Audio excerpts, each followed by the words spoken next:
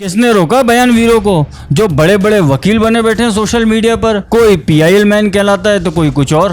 वैसे इस केस में यूएन तक का तो समर्थन आपको मिलेगा नहीं, क्योंकि शांति दूत के तो 56 देश हैं और हम हिंदुओं का तो ये एक सेकुलर देश। एक बार हिंदू जागे तो फिर देखिएगा यही वामपंथी और इस्लामी जागो सेकुलर जागो कहते फिरेंगे। वो एक कस्बे में 75% होते ही वहाँ शरिया लागू करवा देते हैं और आप देश में 78% हैं, क्या उखाड़ लेते हैं। कस्बा हो, देश हो या दुनिया हो, जो लोग खुद के लिए खड़ा होना नहीं जानते उनको वो लोग भी रगड़ कर चले जाते हैं जिनकी असल औकात कुछ भी नहीं होती। आज जिस मुद्दे पर हम बात करने वाले हैं वो है तो बहुत ही सीधा साधा, मगर इसका जवाब जब तक हम हिंदुओं से नहीं जाएगा तब तक ये सब ऐसे ही चलता रहेगा। तो चलिए शुरू करते हैं कि अब क्या कर लोगे हिंदुओं।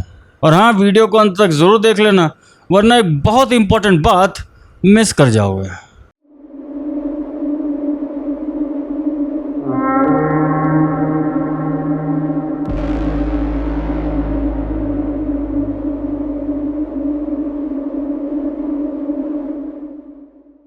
नमस्कार मित्रों, मैं सौरभ और आप देख रहे हैं भारतवर्ष।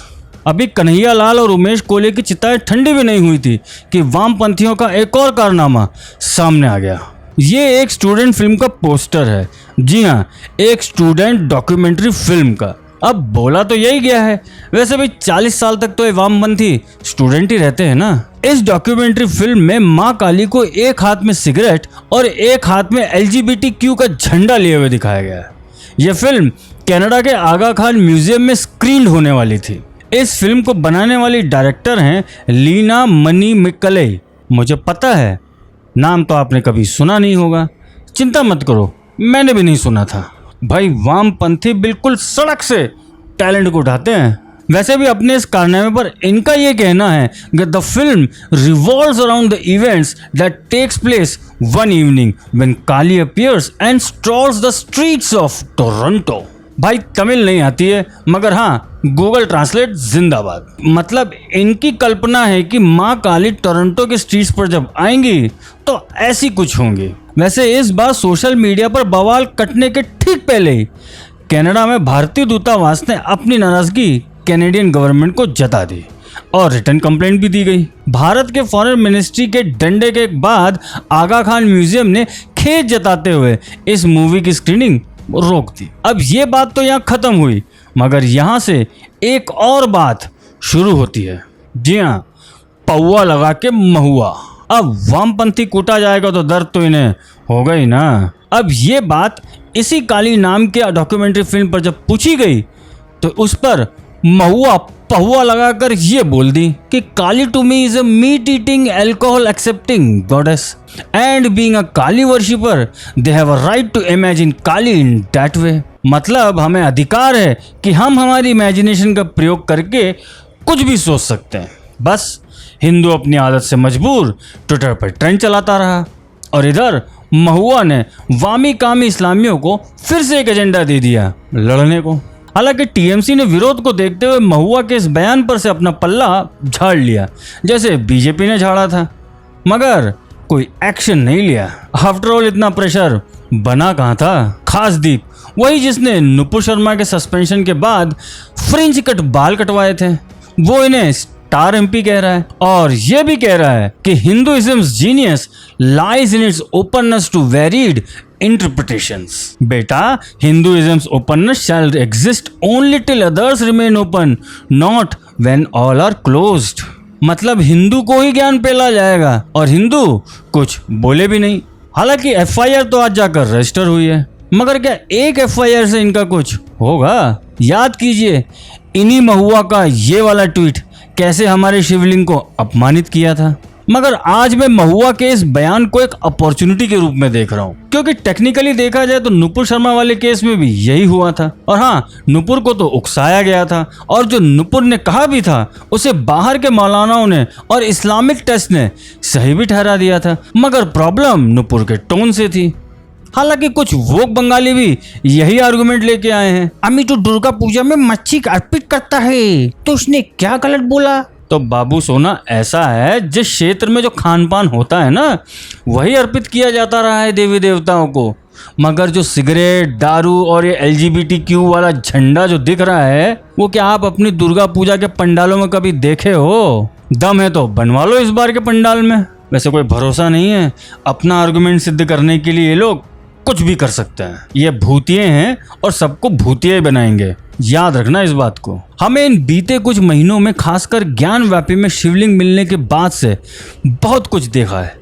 रहमानी के शिवलिंग पर अपमानजनक टिप्पणी, नुपुर शर्मा का उस टिप्पणी पर जवाब, कानपुर के दंगे, प्रयागराज के दंगे, फिर जुबैर जैसों का अरब देशों को सुपारी देना और UN से लेकर अरब देशों और OIC तक भारत को घेरना और पैनिक में आकर नुपुर को ही सस्पेंड कर देना। अब जरा सोचिए, क्या ये साइकिल वही तो नहीं आ गया है? क्या अब भी कुछ कहना बाकी है? किसने रोका बयानवीरों को जो बड़े बड़े वकील बने बैठे हैं सोशल मीडिया पर? कोई PIL मैन कहलाता है तो कोई कुछ और।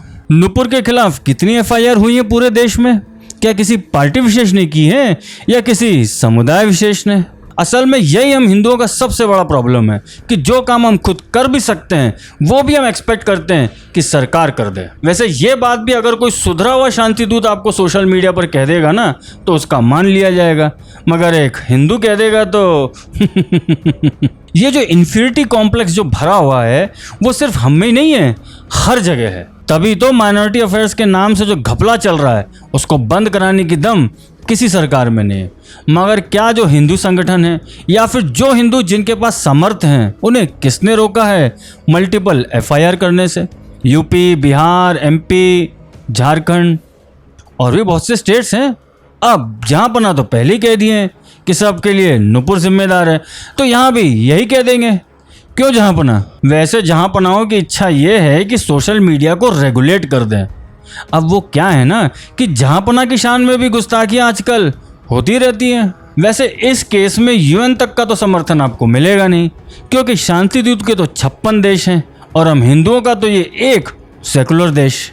और अब जे दीदी की बंगाल की बाहर तो चलेगी नहीं, मगर जब विरोध उतना नहीं होगा तो जे दीदी क्यों डरेगी? एक बार हिंदू जागे तो फिर देखिएगा यही वामपंथी और इस्लामी जागो सेकुलर जागो कहते फिरेंगे। मगर नहीं, हमें रोज देखकर सो जाना है और सब कुछ सरकार पर डाल देना है। मेरा ये कहने का कतई इरादा नहीं है कि सरकार को कुछ मत बोलो, भाई बिल्कुल बोलो, मैं भी बोलता हूँ, वो ज़रूरी है।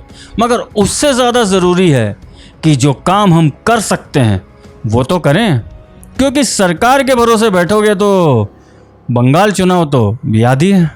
मैं बस एक हिंदू होने के नाते हिंदू समाज को जगाने की कोशिश कर रहा हूँ, वरना नौटंकियाँ तो सभी जगह हो ही रही है। कोई किसी की चुप्पी छुड़वाना चाहता है तो कोई किसी रंग में भंग ढूंढ रहा है। अब मास्टर स्ट्रोक वाले कम पड़ गए थे जो ये रोतलूवादी आ गए हैं। खैर, अब जो भी है समाज को तो उठना ही होगा। अब बच्चों जैसी ये बात मत पूछ लेना कि हम क्या करें, हम कर ही क्या सकते हैं, सबको सब कुछ पता है। एक काम करो, जरा इनको सुन लो, शायद कुछ समझ आ जाए। ठीक है, और मैं ज्यादा ना बोल के इतनी बात कहूँ कि भाई तैयारी कर लो और सोना चांदी मोबाइल की जगह लोहो खरीदना शुरू कर दो।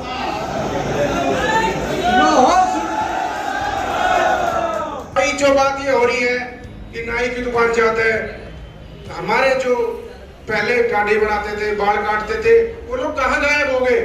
जो लोग हमारे कारपेंटर का काम करते थे, मैकेनिक का काम कहाँ करते थे, वो कहाँ गायब हो गए? हमें उनको ढूंढना है।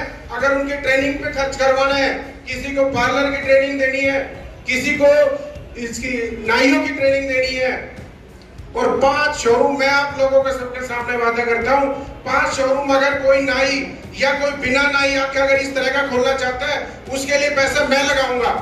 लेकिन आप उस बच्चे को तो सामने लाओ जो खोलना चाहता है। इनको अपने खोलेंगे, इनको भगाएंगे, क्योंकि बिना बाल कटवाए ना आप रह सकते हो ना मैं रह सकता हूँ। तो पहले हमें सप्लाई शुरू करनी है और इनको फिर लात मार के भगाना है यहाँ से। अगर आप भी हिंदुओं को उनका बल याद दिलाना चाहते हैं तो इस वीडियो को लाइक, कमेंट, शेयर और चैनल को सब्सक्राइब अवश्य करें, क्योंकि इस नए भारत के भाग्य विधाता हम हैं। धन्यवाद।